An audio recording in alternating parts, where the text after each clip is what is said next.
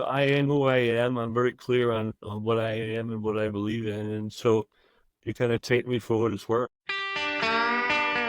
As a vegan, do you ever feel like you're living in a parallel universe, aware of things that many others don't even seem to notice, let alone acknowledge? I'm Chrissy Benson, host of the Vegan Posse podcast. We talk with vegans from around the globe who, like you, are living lives of integrity and compassion with an eye toward justice. Through their personal stories, you'll come to see that you're not an outlier. In fact, you're part of an entire posse of individuals who aren't just keeping the peace, they're creating it through their food choices and beyond. You won't be saddling up, but you're in for the ride of your life. Welcome to the Vegan Posse. Hey Posse, I'm Chrissy Benson, host of the Vegan Posse podcast. One of my favorite things about hosting this show is that I get to have in-depth personal conversations with people that my friends and colleagues are raving to me about. Like this week's guest, Dr. Frank Sabatino. Frank Sabatino, DC, Ph.D., has been a plant-exclusive chiropractic physician for over 45 years. He has a Ph.D. in cell biology and neuroendocrinology from the Emory University School of Medicine and is one of the world's leading experts on medically supervised water-only fasting. Dr. Sabatino is the Director of Health Education for the National Health Association and host of the Health Science podcast, as well as a member of the advisory board of the Collin Campbell Center for Nutritional Studies. He's currently the director of the Balance for Life Health Retreats, focused on plant-exclusive nutrition and water-only fasting in Deerfield Beach, Florida. His online program, Lean for Life, The Science of Effective Weight Loss, is available at drfranksabatino.com. His current book, Weightless, Compassionate Weight Loss for Life, presents one of the most comprehensive and practical plant-exclusive programs for eliminating our current pandemic of obesity. But as always, to me, much more interesting than people's professional credentials are their personal stories. And Dr. Frank has some great ones. Be warned, we did have a few tech issues during our interview, but we worked through them, and I think you'll really enjoy this conversation with Dr. Frank Sabatino. Dr. Frank, welcome to the Vegan Posse. Are you ready Thank for you the so ride of much. your life? I'm happy to be part of this posse. It sounds great. It's the best. It's the best. And I assume you're ready for the ride of your life. That's posse is posse as far as with the idea that we're going to be taking down some dead guys. So I don't know. Totally. Okay, Not cool. just That's keeping cool. the peace. I'm good with Yeah. that. I'm good with that. Good. Okay. So I'm really excited to have you on the show because I've heard so much about you from many of our mutual friends and colleagues and a lot of previous Vegan Posse guests. So now I get to hear from the direct source, which is even better. But Great. I'd love to take it back to the very beginning. Where are you from and how did you think about food and health growing up? I grew up in the Bronx in New York City way back in the day. And, as a child, it was kind of intriguing. I grew up in a traditional Italian household. And I remember my entire childhood, every day, getting up every morning and having bacon and eggs with my father for breakfast in grammar school. Bacon and eggs and coffee. I did all my coffee drinking by the age of 10, Coffee actually. and as a Yeah, kid? Wow. go figure. Anyway, I had a lot of really bowel-related issues, almost like a colitis from way back. My stomach was upset all the time. And so, growing up in New York, we had access to some of the best docs and best specialists. And it was intriguing that no one ever really had any idea or paid any attention to the idea that what you were eating may have affected your bowel. Well, back in those days, all of the grammar schools had those charts in the cafeterias that were the basic 4 food groups, and 2 of them were meat and dairy. And no one ever thought to turn those charts around to see that they were funded by the American Dairy Council, which is kind of funny. Anyway, But are you suggesting that they might have had something to do with the food guidelines? Yeah, maybe. We're The bottom line is, think profit about this. So, and I still find it amazing that most gastroenterologists specialists still don't really feel there's much relationship between what you eat and what happens in the bowel. I mean, it's pretty funny. But so back in the day, I didn't know. I did what, I had all of this bad nutritional habits that were going on. Um, and then I had these bowel issues. And it wasn't until I was in college where I was moving in the direction of becoming a medical doctor. I was in a pre-med program at the City University of New York. And I met a man who was the father of a good friend of mine in school. He was an insurance salesman in the Bronx. But the difference about him was he had collected an anti-medical library for about 20 years. So his library was full of all of these hygienic pioneers that were doing things on nutrition and plant nutrition and fasting and all of that. And I began to read my way through his library when I began to put in play in my later teenage years some of those eating habits. And for the first time in my life, colitis became a thing of the past. So I thought it was pretty amazing that after 20 plus years of medical mismanagement, it took an insurance salesman from the Bronx to be able to solve colitis. And he did. And then I decided that medicine was not going to be my path. I decided chiropractic would be a better journey for me. It was drugless. I could still teach people. I could work with nutrition. And so then I kind of followed that path. And then I wound up running my own institution after I got out of chiropractic college called the Shangri-La Natural Hygiene Institute. And I started meeting all of these hygienic doctor pioneers that were doing work with plant nutrition, fasting, and all of that. And so that became my journey. And then in the 80s, I decided to go back. I wanted to get some research credentials, hoping to be able to do research in this area. And I went back after getting my chiropractic degree. I went back, I got accepted into Emory Med School in Atlanta. And there I did my Ph.D. work on, Oh, so that was after you did your chiropractic degree. I not had only it that, it flipped. was after I also ran a fasting institution for about 2 or Wow. 3 Oh, years. fascinating. So So what I was that? decided to go Yeah. back and get these research skills. What was that educational experience like compared to chiropractic school? Well, now this was purely a science research program. I had to take courses with the typical medical school, and I did that. But a lot of those courses I had already taken in chiropractic college. So the lab work was great. I had a great mentor, but look, I was involved in animal research, and it was I brutal. was going to ask about And, that. and it was Yeah. one of those things I look back on, and it's something that it's hard for me to think about it, how I did it. Actually, back in those days, I would actually go down in the lab, and this is the truth, almost like Native Americans used to do it. I would literally just kind of pray over those animals and hope for the best result and, deal with, because like Native Americans had like 200 uses for a buffalo. So they just really, if they were going to kill, it was very much in the context of their connection with nature and their respect for the animals that they were taking out. And Well, so sometimes, not all my always. experiments were done with that kind of respect, but it was a brutal time.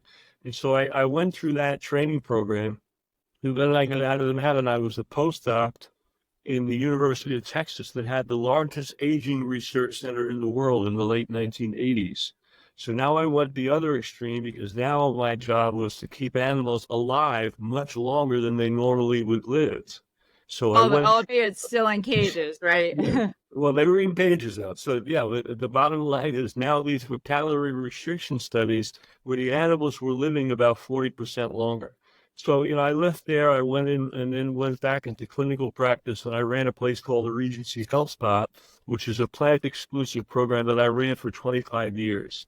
And there we had fasting, nutrition, all of that. And I went in and out of various centers, and now I'm still running week-long retreats in a local hotel that we had originally run a year-round program.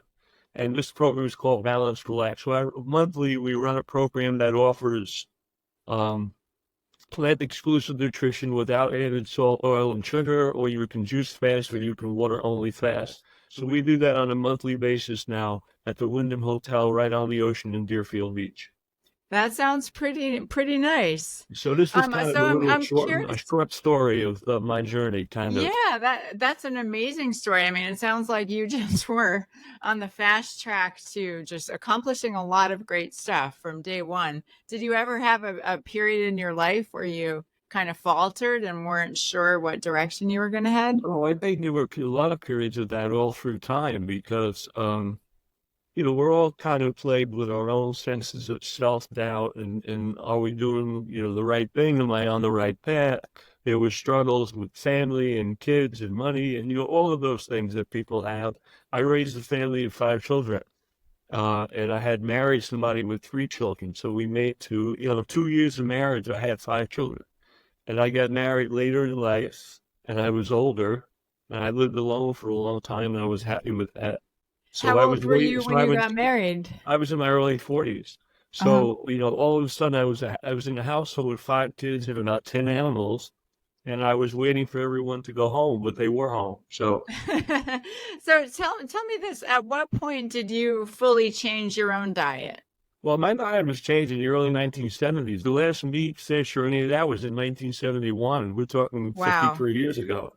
But it took a number of years through the 70s before I would move away from dairy products. So I was still doing some eggs and cheese and things of that nature. And it was probably in the late 70s where all of that went out the door. So we're looking at being vegan for about 47 years. Amazing. And so when you got married that first time, was the household vegan? Did they Yeah, there was shift still your a little bit of dairy still because I married someone that had been raised as a 7-day Adventist.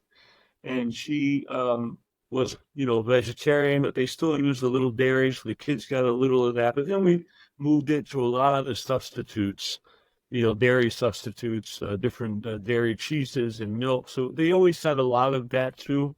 So yeah, it was a pretty vegetarian household. And then the kids, went vegan. Some of them, when they got older, some stayed with the vegan lifestyle a little bit more than others, but they all were exposed to it intensely. Yeah, that's very interesting. So it sounds And by like the that. way, as a commentary to that, remember this household of 5 children, they never had a pediatrician visit their entire lives. And not What a only bad that, they never parent had you any were, they not never had taking them. vaccine, they never had vaccines either. So, they What went you to were a terrible parent. I'm amazed I your was, kids they should have weren't taken they away should have from locked you. me up and taken my children away. Yes, but they didn't. Well, Wow. In Florida, you had the option of getting an exemption for vaccination. So we did that for the kids in school. You went So to what, the tell me how you arrived at that decision, Well, in not to Florida, you vaccinate have your something children. called Human Resource Services. In New York, it would be like the Board of Health. And usually there's a retired physician at these places that kind of supervise it. And we went in as a family, and at that time, we called it a religious exemption because you can't do the biological exemption because medicine would fall apart if they agreed to that. So the medical exemption was fine. Their mother was Seventh-day Adventist. We kind of used that as a vehicle, and what happens is when you go in, you get something that looks like a diploma. And then anytime you give it to the public school system, and anytime a question comes up about vaccination, they just bypass your child. And that's what we did for them. But And think what was, about this. yeah, They what was, never had, they went to public schools with all the same exposure to viruses, bacteria, never had a pediatrician visit, never wow. an antibiotic. Well, so where did you arrive at that, information that led you to that decision? What made you not want to vaccinate your Well, I children? had been investigating that in science for decades. I just knew that there were so many falsehoods and so many fallacies within that entire program. And I knew these kids were all nursed and breastfed and they had their own immune. That's really the first vaccination program is nursing because the secretory IgA, which is the most common immunoglobulin, is so high in mother's milk. So the kids are so protected on an immune level by just nursing. And So so then obviously, they were eating, hygienically and vegan and plants and fruits. And so look, they just did that and we just went that way. I wanted to protect them against what could be potential vaccination injury. right, you wanted to protect them, so you made sure they didn't get vaccinated. Right. Yeah. That's So, good. I mean, how was that in your social circles and your professional circles? Because, I mean, even today, vaccines are a very taboo subject. I mean, for me, Yeah, I I know. didn't, Yeah, yeah, and you get a lot, and you have a lot of plant-based docs that are vaccinated. They right. strongly support that. So I personally don't, and for a lot of reasons, and it hasn't been a problem. I kind of do my thing socially. I have a very limited number of people that I really interact with anymore. I'm dealing with some friends, but not a lot that I'm socializing with.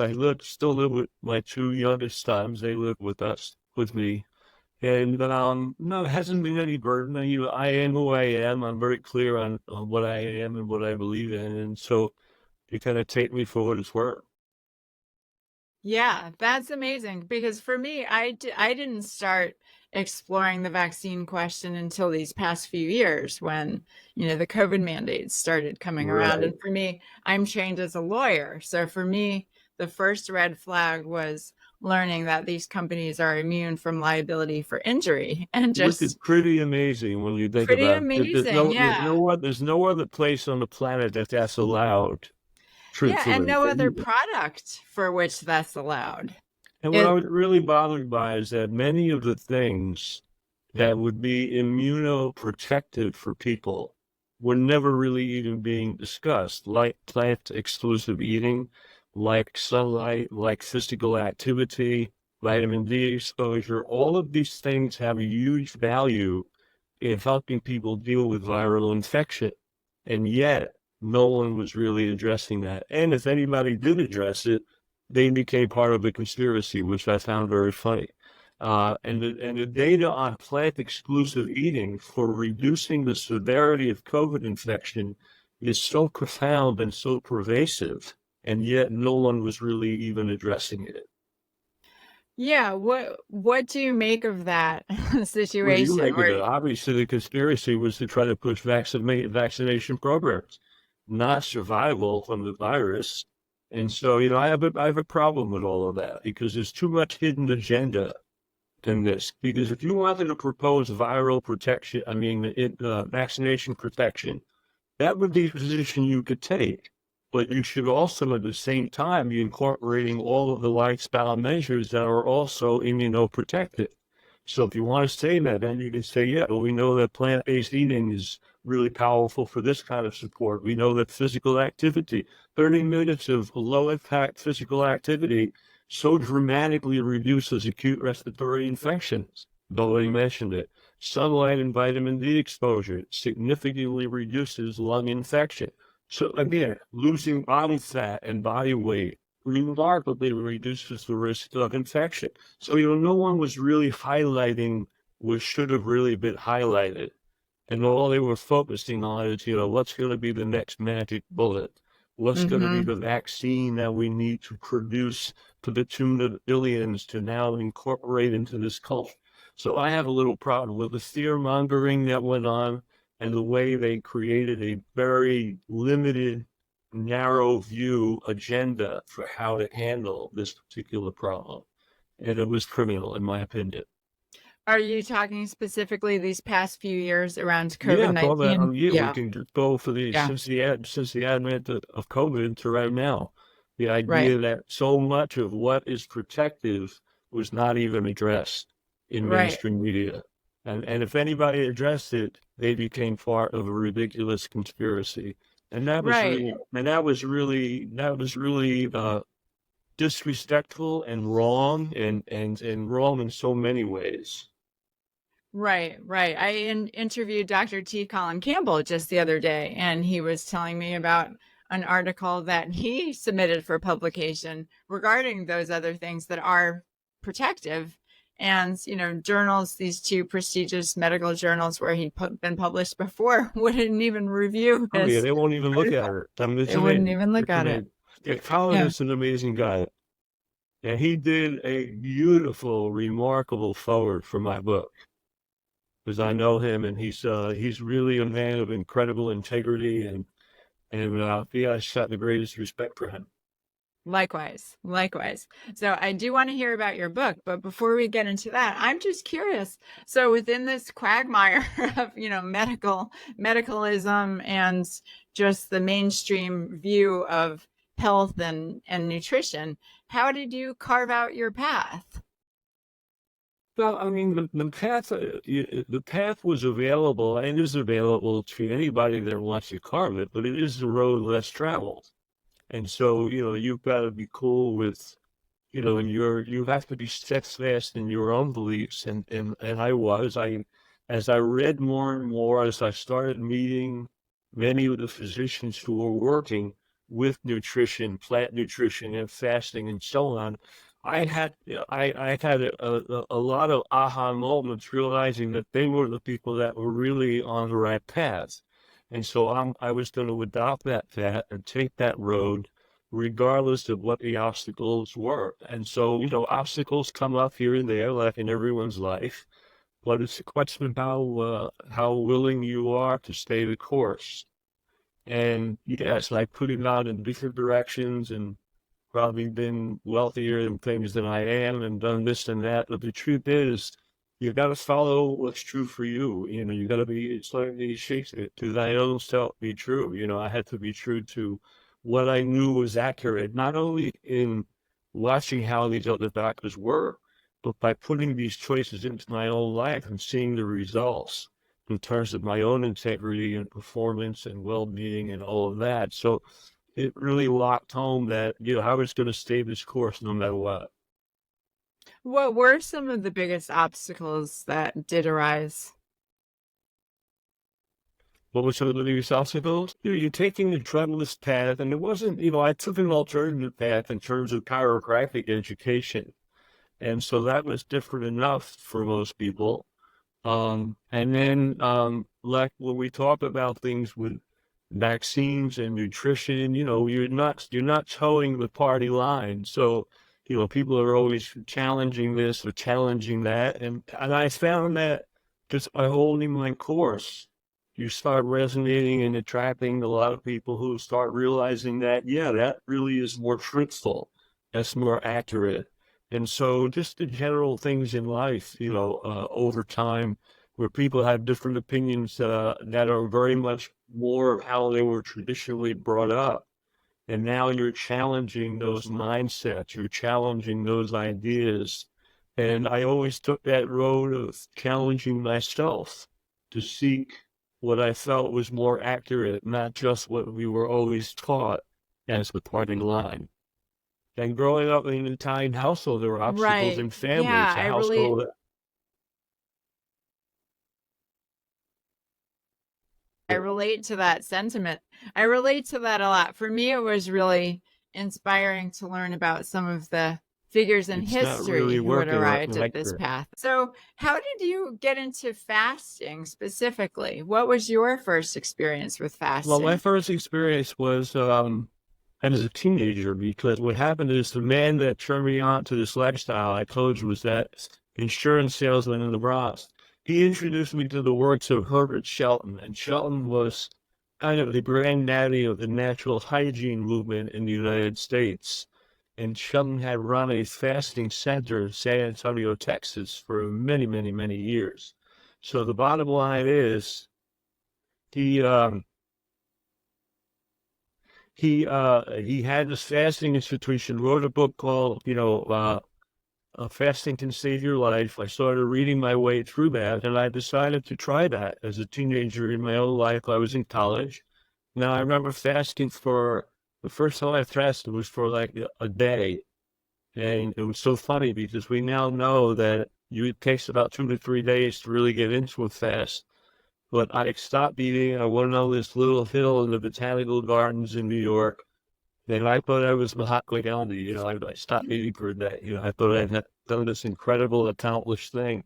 And it was kind of an accomplishment, especially coming from an Italian family where the idea of voluntarily not eating, unless there was a famine, would, sounded pretty strange to people. So I started doing that, but then I started really meeting a lot of the doctors who ran fasting institutions, especially when I was in chiropractic college.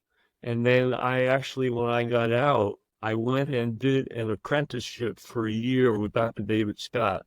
And Dr. Scott ran a fasting institution for about 50 years in a suburb of Cleveland called Strongsville.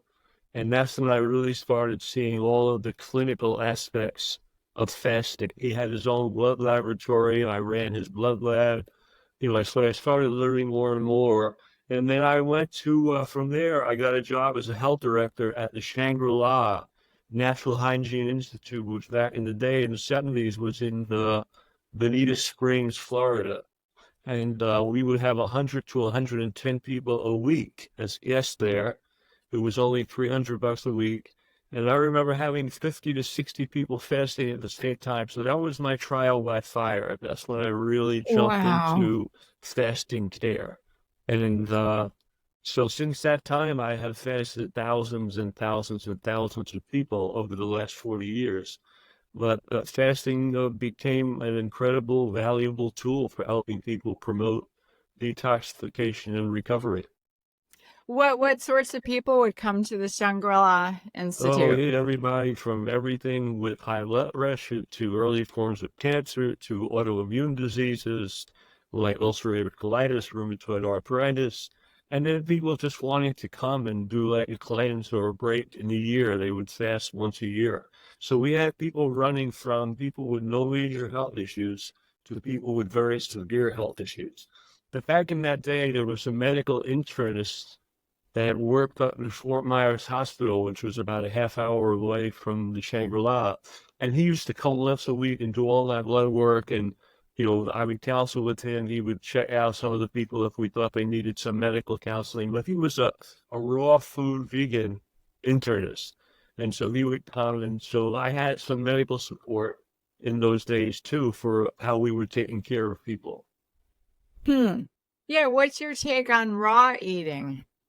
Well, it also has the value. In fact, if you really look at the diet we're recommending, probably 90% of it is raw fruits and vegetables, and the rest are cooked starches, rice and beans and grains and things of that nature. So raw has a lot of value. I think trying to go completely raw, sometimes it's hard for people to get the calorie density they need in terms of the volume that they're eating. I think that having some cooked starch helps diversify the diet a little bit, so it makes it easier for people to stay on the diet, stay with eating plant exclusive. So I think raw has a lot of value. I think eating a small amount of cooked is fine, and I don't want people to get kind of crazy feeling they can only eat raw to be successful. That's really not true. Yeah. How do you yourself eat? And how did your way of That eating way, that evolve? way, probably Yeah. 90% plus raw, but then I like, cooked sweet potatoes and rice and beans and lentils. And I find that way of eating, and I've been doing it for so long, feeds my energy level. It feeds my ability to be satisfied with the food. It feeds, my performance, generally speaking, energetically. So I teach it because I live in. And in our program that I run, we do it that way. It's mostly a lot of raw, but we do have cooked starches that are part of the vegan program. Hmm. And how much actual food preparation do you do? Do you eat more Very little. simply? Yeah. I'm a fast, short order cook, so I can do things very, very quickly, especially if I'm putting salads together or I'm making a rice and beans dish or whatever. Very, very quick. I do a lot of Buddha bowl like things where I put all raw stuff and then I put in cooked starches and I make big bowls of food that way.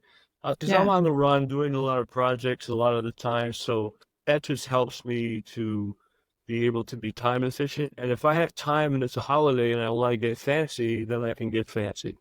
Right, right. So in terms of the benefits of fasting, who would you say benefits the most from fasting? Is it people Everybody who, benefits from fasting, generally speaking, but yeah, there are some contraindications. If I have people with profound anemia or metastatic cancer or they have major eating disorders, they're not really the best candidates for fasting. But as a rule, anybody can benefit by short periods of abstinence. It gives the body a chance to do other house cleaning. It helps the body revitalize cells, reboot the immune system, reduce inflammation. All of those things are beneficial aspects of fasting. And it doesn't have to be long. I mean, I've done long fasts with people But the program I have is only a 7-day program. So in our water fasting program, the most you can fast is about 5 days, because we always want to leave about half the amount of time that you fasted for recovery and refeeding. But Mm. for longer fasts, I usually recommend people go to places like True North out in California, where they have a residential center where people can fast for extended periods. Mm-hmm.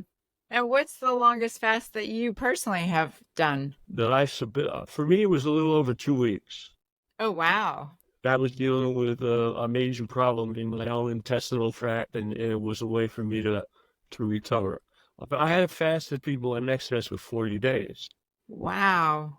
But again, that's my routine. And most of the routine fasts now are usually, the long ones are in the range of like 2 to 3 weeks. Though some people will go longer, but 2 to 3 weeks is a pretty substantial period of fasting. And Now remember, when we say fasting, it's got to be under absolute resting conditions, no physical activity, nothing. Mhm. And so I would love to hear a little about the differing sorts of benefits. For instance, you've got maybe your one type of clientele who have weight to lose and maybe have a specific medical issue versus someone who's in my generally book, to me, healthy. fasting is not a weight loss approach. So That's what I was wondering. you Yeah. lose weight. There's no question you're going to lose weight. You can lose as much as 1 to 3 pounds a day when you're fasting. But a certain amount of that's going to come back on. What the benefit of fasting is that it so dramatically reboots metabolism in a way.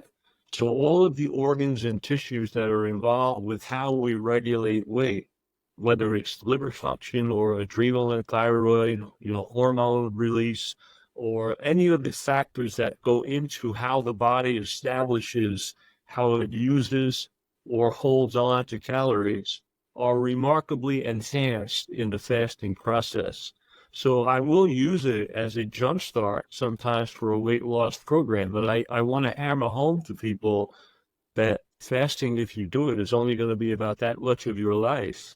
Eating is going to be like that. So, how you're actually eating on a daily basis, how you're living on a daily basis is going to be the real crucial factors.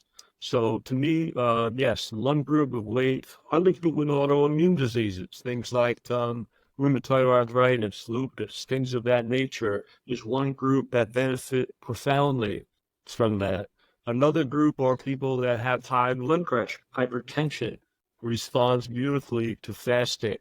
So, whether you got an autoimmune, things like asthma, things like breathing difficulties of that regard, they respond very well to fasting.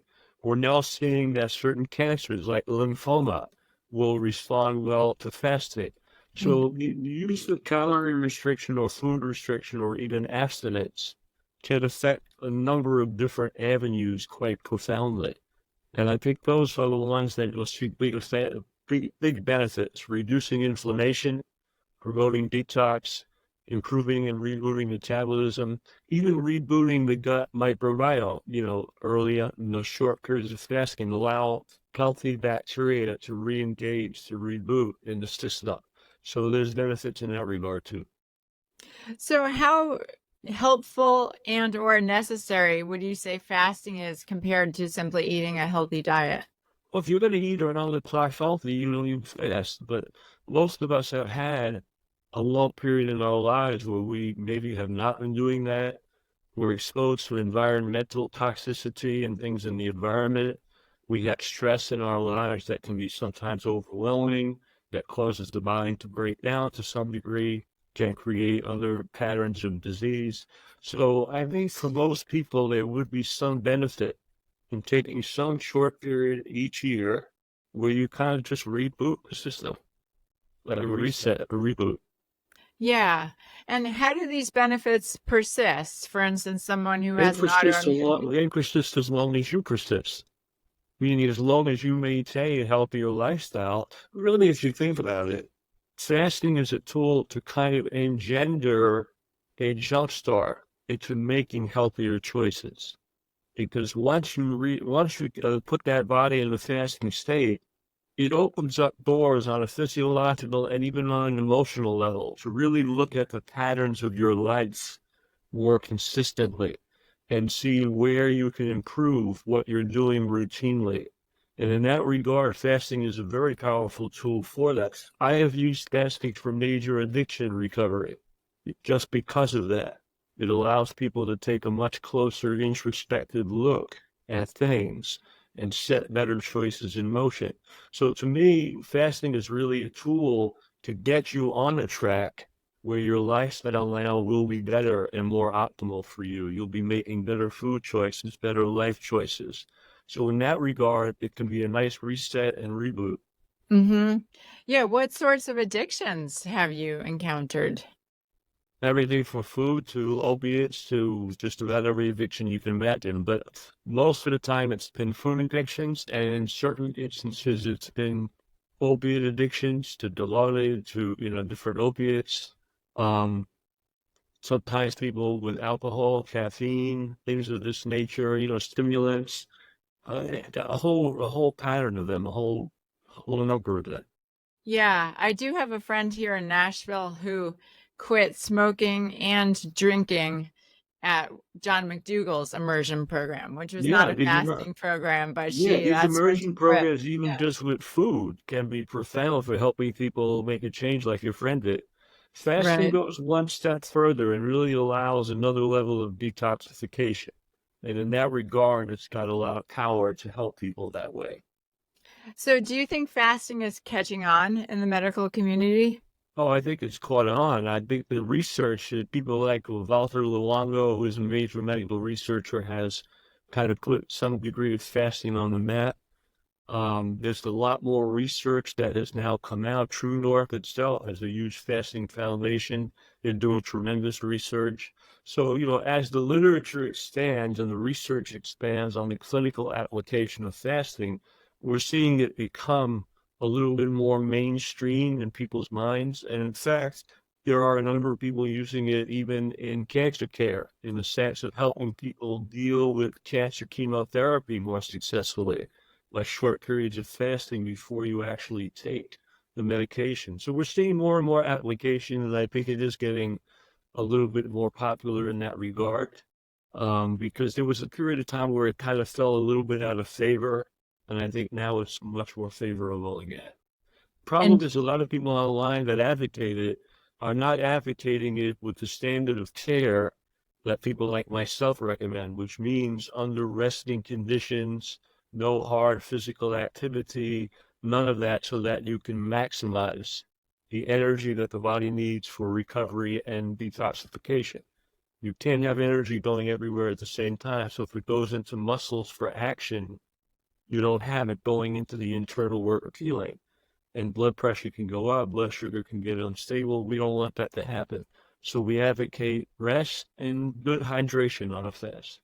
mm-hmm. Switching gears a little bit, I'd love to hear your thoughts on eye health. I've got, partly on a personal level, I've got both cataracts and macular degeneration in my family. I'd love to hear Well, the your thing of it, yeah, thoughts well, on. understand when you look at the eyes, they are organs in the body. So they're fed by blood supply. They're fed by small blood vessels into the retina, for example. And the same thing that block blood vessels in the body at large, block blood vessels in the eyes. So when you're eating a plant-exclusive diet without all the vascular blockage disease, you're keeping all those vessels open. You're reducing inflammation and swelling in the body. You're improving blood supply to all the organs, including the eye. So all of that has major benefit. We know that when you have a lot of sugaring of protein and you're eating foods that are higher in fat, more processed foods, things of that nature, you develop these chemicals that are called AGEs, advanced glycated end products. And these things are like combined sugar protein molecules that cause the proteins to function less effectively and break down. So in the lens protein can be glycated. And when it is, those lens proteins, the lens starts to degenerate and you have cataract formation. So the way we're eating has a big role, the role of physical activity, stress, all the lifestyle factors affect the eyes. And then people are using other things, certain supplementations that sometimes may have some value But again, that's got to be looked at more carefully. Generally speaking, this lifestyle will improve eye health as well as it improves all other organs in the body. Interesting. Well, I'm going to force my parents who live in Florida to listen to this interview because How they old are both, your parents? they are, my dad, let's see if I get this right. My dad is 81 and my mom will be 80 this year. Well, And my mom's dealing with they macular kind of degeneration. get set in their ways at those ages. You know, it's a little hard sometimes to get people to make change. But yeah, share the information. That's all you can do. Yeah, well, my mom is getting shots in her eye for the macular degeneration. Has to help at all? Um, I don't really know. I mean, Okay. I think it's maybe helped a little bit. Okay. Yeah. Yeah, let her get that blood supply improved. Let her start eating well, and you know all of that. It's helpful. What would you say the worst foods are for eye health? They be processed with high animal fat and processed fats and oils and refined sugar. All of that Yeah, just kills blood supply. right. It damages blood vessel walls, and especially when you look at the eye, the vessels are much smaller. So, you know, the damage on those vessels can be very profound for cutting off, you know, oxygen and blood supply. Okay. Okay, good. Well, again, I may have to strap them down to make them watch, but I will make sure that they catch this information.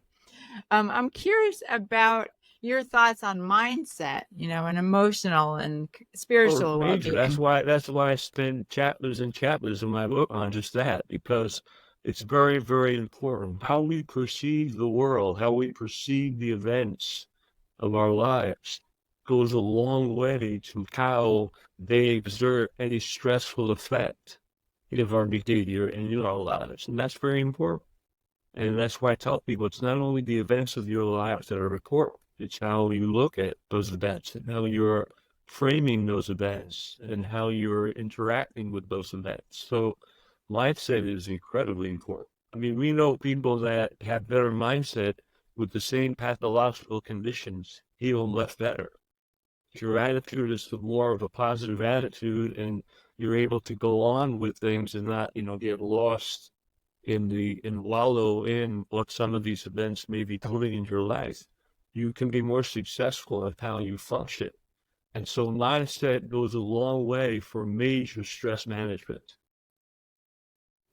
So, are you one of those people who's fortunate to have a naturally positive mindset, or did you No, have to work on that? I'm naturally cynical and not but I do see the glass half full a lot of the time. Meaning that, you know, as I've gotten older too, I think I'm just someone who comes from a place of even more gratitude over time, and I'm just happy with the very small events of life. I think sometimes, you know, where we want to, you know, see these big things, these big successful things happen for us to kind of be happy, or we're trying to achieve a certain degree of monetary wealth or possessions or whatever. And unfortunately, those things never make people really happy. And then the more you have, the more you want, and the more it winds up becoming even a more devastating outcome.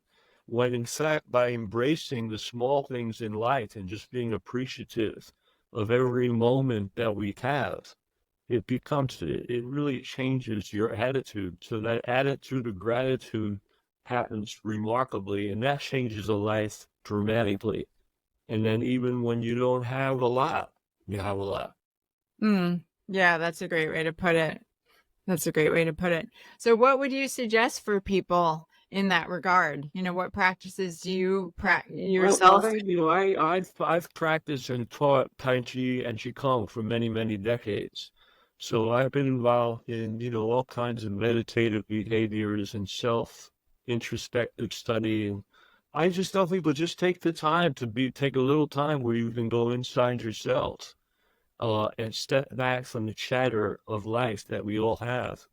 And by taking some simple behavior, whether it's meditative behavior or, you know, getting in nature and just really appreciating what's going on in the natural world around you, just take some time each day where we step back from all the madness of our lives, whether we get connected to our own breath, or whether we listen to some beautiful music, or whether we engage in some connection with nature. I think all of those things have real value. And it doesn't take much. It just takes a few minutes each day where you say, you know what, I'm just going to step back from the madness just a little bit. I'm going to step back from the maddening crowd, so to speak, and just take a little time to take a closer look at myself, the internal world that I have going on within me. And so all of that creates much better outcome in people's lives. And it's something that I think gets overlooked a lot in modern culture, in modern society. Yeah, it's interesting because you're right. It's often overlooked. And then when it is mentioned, it's mentioned instead of, food ish, instead of like the power of food. So it's compartmentalized. I guess that's what I'm trying to say, Well, there was emotional. a time, it was a funny thing, Chrissy. There was a time in my life, professionally, where I stopped. I refused to lecture on nutrition because everybody just wanted to make everything diet. When we know that that's not all that there is, it's, diet is a very important pillar. It's one of the important foundations of how we inform our body and mind. But the truth is, there are other aspects, our relationships, our relationship with ourselves, how we're moving, how we're sleeping, how we're breathing. All of these things become pillars of lifestyle change and benefit. And we need to embrace those more. So if anything came out of my own personal study and practices, it was that more of that became a habit for me, where I could spend time alone with myself, just quiet, separate from phones and computers and everything else. Whether I'm sitting under a tree or I'm go to the beach and just watch the ocean and listen to it, or just take a few moments where you just kind of get into the moments. For most of us, we're so tied into what may happen in the future and, what has happened in the past and how it's been a negative influence on where I, instead of just living in the mystery of the moments as they unfold in our lives. And I think if we did that more people would have a certain kind of peace because they would be connected to their lives much more significantly. Right, right. But then big pharma and big food would make less money. Yeah. What a nice outcome. What a nice outcome. Well, Agreed. this is true, though, because you bring up an important point. Those forces have incorporated themselves into our psyches from the moment all of us were born. So we don't even realize how much those things play in the decisions we make day by day. The food industry has been feeding addiction since the beginning, since the 1960s and 70s.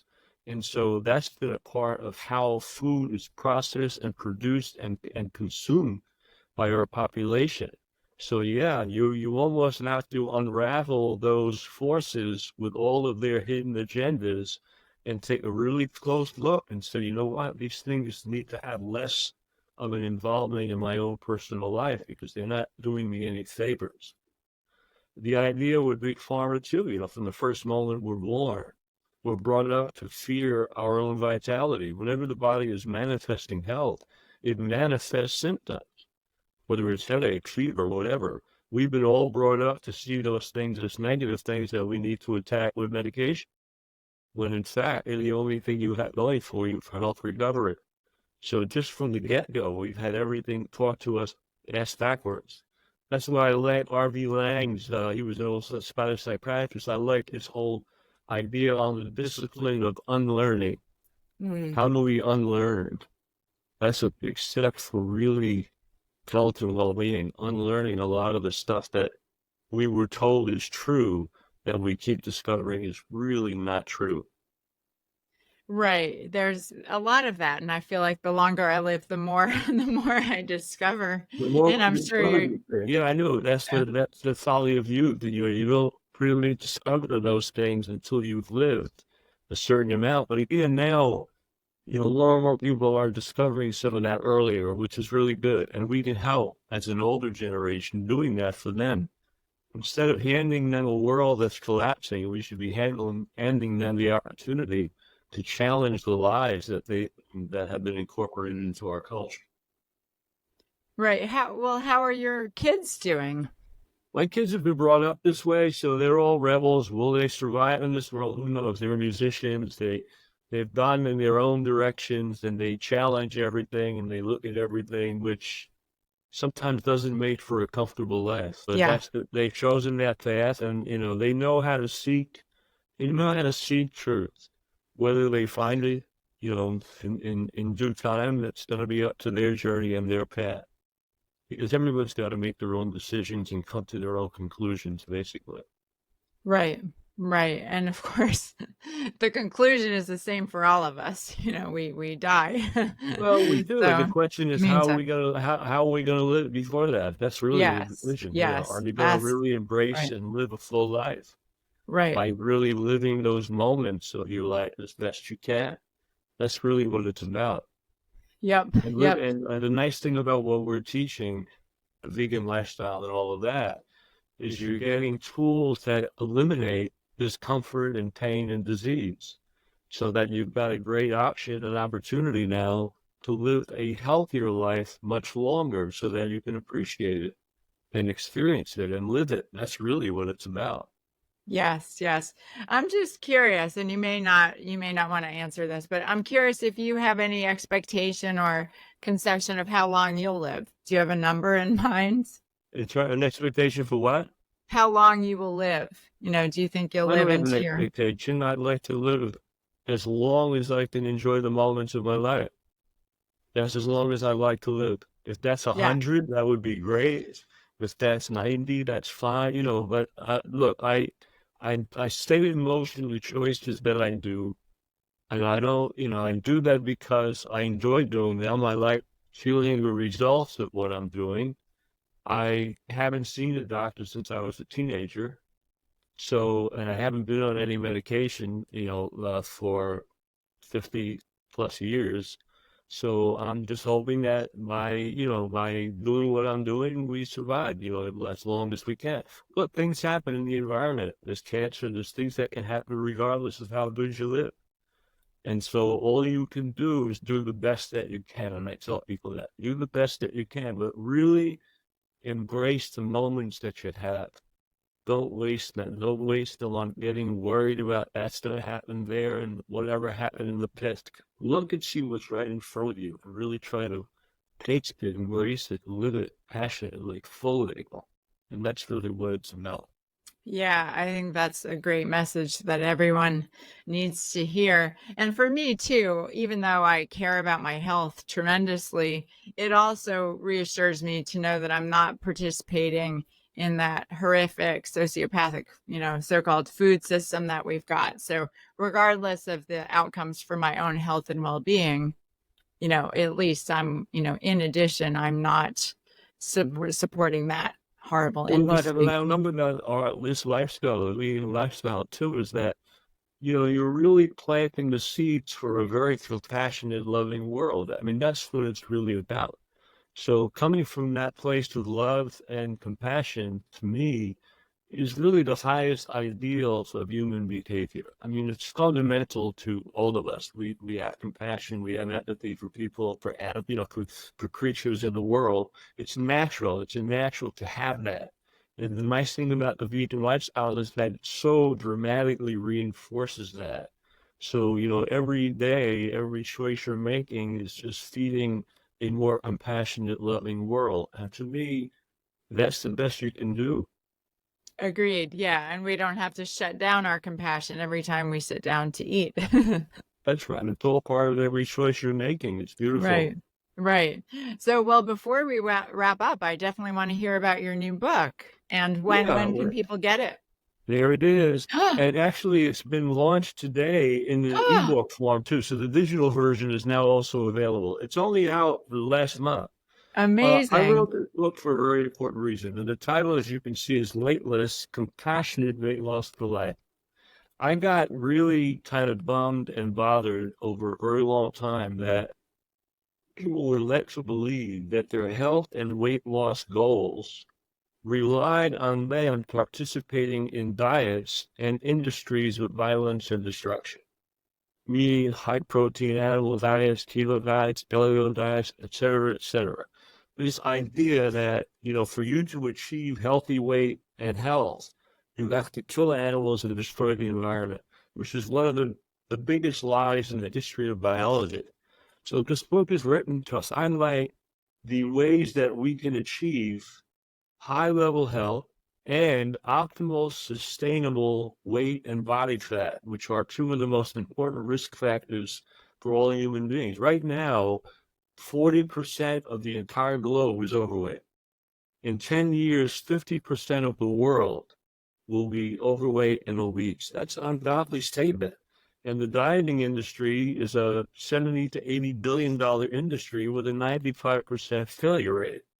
So for people to really lose weight, it's been such a devastating prospect when we know that eating plant exclusive and addressing certain lifestyle factors can take that all away.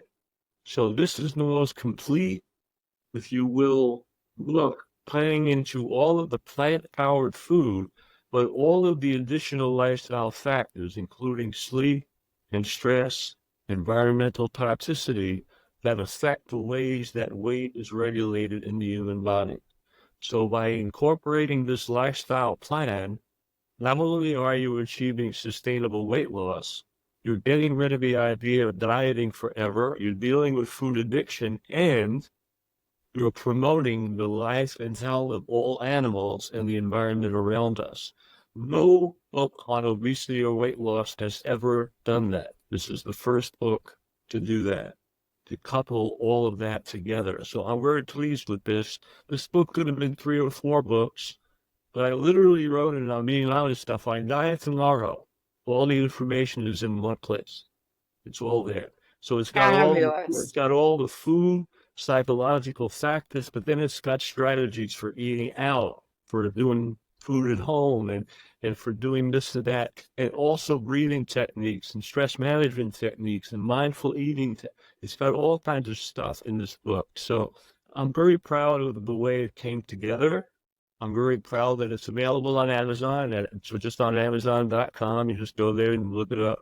And there's a really great description of the book on Amazon. So if anyone wanted to just really learn in a bigger way what it's really about, it's really addressing what is one of the most profound pandemics in the history of man, which is this pandemic of overweight and overfat. But doing it from a plant-powered fashion that is grounded in compassion. And that is something that we need to understand, because when we make a choice, even the simplest food choice, the consequences of those choices are not limited to the boundaries of our own kitchens. They're affecting so many factors outside of us, and we need to understand that we can achieve weight loss, we can achieve health, while still supporting the rights and lives of all animals and the integrity of the planet. What a great concept.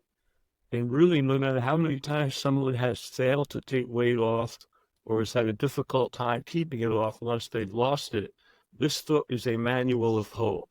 It is truly a book of hope and love that shows you that you don't need to be shamed.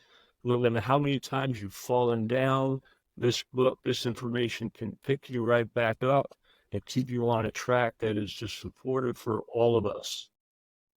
Well, fabulous. Congratulations on the book. Thank you for writing it. It definitely is a book whose time has come, and you were the perfect person to write it. So thank you for taking on that task. And I'm very proud of it. And the real point of it is that I just want to get it. There's a lot of people suffering out there. Yes. And I want to get it into the hands of as many people as possible that we can, because it allows me to touch people with work that I've done. Really, this is a summation of what I've done for the past 45 years. But now you don't have to come and hang out with me. The information is there. And if you did want to hang out with me, I do run those retreats at balanceforlifeflorida.com. But those are weekly retreats once a month in Florida on the beach. But the book has a lot of information that will transform your life. There's no question about it. Wonderful. Well, we'll certainly include all that information in the show notes, but everybody listening, check out Dr. Frank Sabatino's book, Weightless. It'll change your life in the best way possible. Okay, Dr. Frank. Well, thank you so much for sharing your experience and your wisdom and for all the contributions you've made for the benefit of humans everywhere. Final question, which I like to ask all my guests. Is there a particular word that for you sums up what being vegan is all about? The passion, that's it, right there. We need it for each other, we need it for the world, we need it for all the creatures that we interact with that are around us. That's what it's about. That's what makes us the best that we could possibly be. Yeah, I love that. I love that. And I think that's a great point because I think there's a conception sometimes that compassion makes us weaker or makes us soft. That's And our so biggest strength. yeah, agreed. Beautiful. Well, again, thank you so much. And we conclude every episode by taking 30 seconds of silence for all the suffering animals, human and non-human, who desire, as we all do, safety, happiness, and the freedom to live out their lives without interference. So, Dr. Frank, I invite you to join me in 30 seconds of silence for the animals, and we'll conclude with the sound of the bell.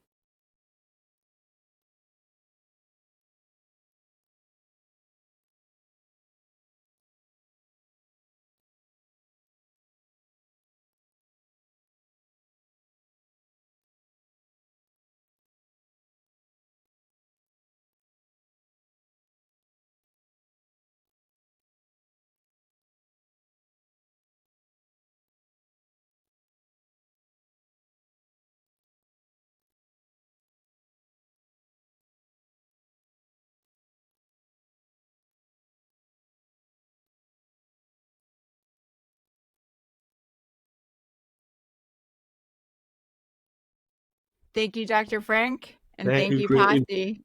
See you Thank next time. thank you so much for this opportunity. It was a pleasure. Thank you. Likewise.